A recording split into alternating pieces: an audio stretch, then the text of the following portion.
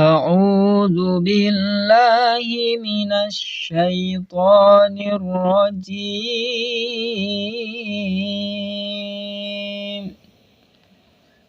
بسم الله الرحمن الرحيم.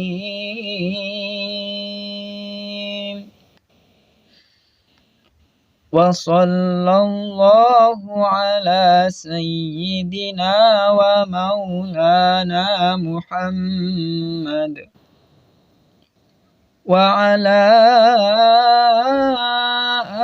آله وصحبه وسلم. اللهم ما عملت في هذه السنة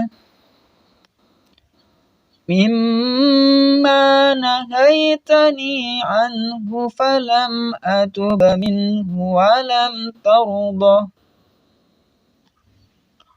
ولم تنسه وحلمت علي بعد قدرتك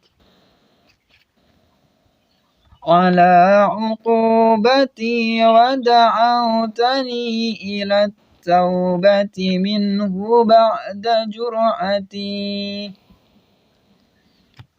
على معصيتك، فإني أستغفرك فاغفر لي وما علمت فيها مما ترضاه ووعدتني عليه الثواب،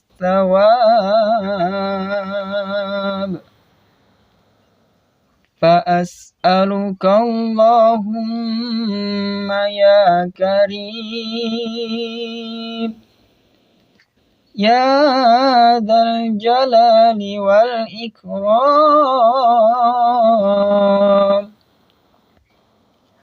أن تتقبله مني ولا تقطع رجائي منك يا كريم. وصلى الله على سيدنا محمد وعلى آله وصحبه وسلم، والحمد لله رب العالمين.